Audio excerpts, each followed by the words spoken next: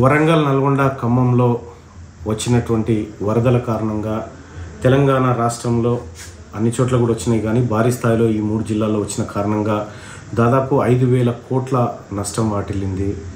జనజీవనం స్తంభించిపోయింది. ప్రజల నిత్యావసరాలన్నీ వరదమయం అయిపోయినాయి, బురదలో చిక్కుపోయినాయి. ప్రజలంతా తీవ్ర ఇబ్బందులు పడుతూ ఉన్నారు.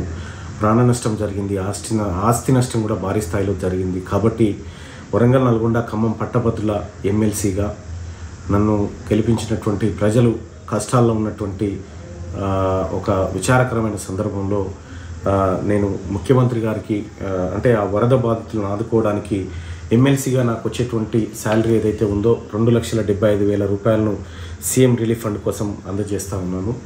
ప్రజలందరికీ అండగా ఉన్నామని చెప్పి చెప్తా ఉన్నాం. మోరోవర్ ఏంటంటే మీరెవరూ అధైర్యపడాల్సిన పని లేదు, ఈ ప్రభుత్వం మీకు అండగా ఉంటుంది.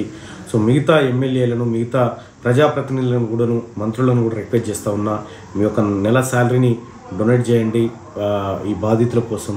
వాళ్ళంతా మన వాళ్ళే కాబట్టి మీ అందరికి చేతులెత్తి రిక్వెస్ట్ చేస్తూ ఉన్నా. అటు ముఖ్యమంత్రి సహాయ నిధికి కానీ, లేకపోతే మీకు తోచిన విధంగా మీరు ఆ ప్రజలకు అందుబాటులో ఉండి అండగా నిలవాలని, అన్ని రకాలుగా సహాయ సహకారాలు అందించాలని మీ అందరినీ రిక్వెస్ట్ చేస్తూ ఉన్నా. ధన్యవాదాలు.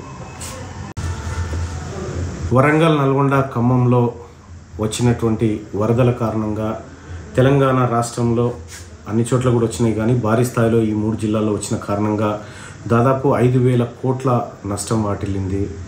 జనజీవనం స్తంభించిపోయింది. ప్రజల నిత్యావసరాలన్నీ వరదమయం అయిపోయినాయి, బురదలో చిక్కుపోయినాయి. ప్రజలంతా తీవ్ర ఇబ్బందులు పడుతూ ఉన్నారు.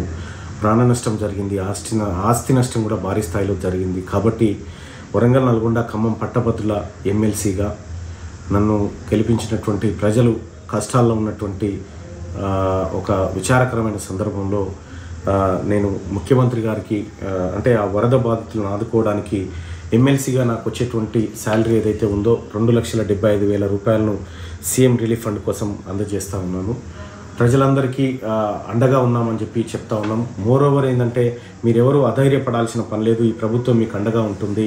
సో మిగతా ఎమ్మెల్యేలను, మిగతా ప్రజాప్రతినిధులను కూడాను, మంత్రులను కూడా రిక్వెస్ట్ చేస్తూ ఉన్నా, మీ యొక్క నెల శాలరీని డొనేట్ చేయండి ఈ బాధితుల కోసం.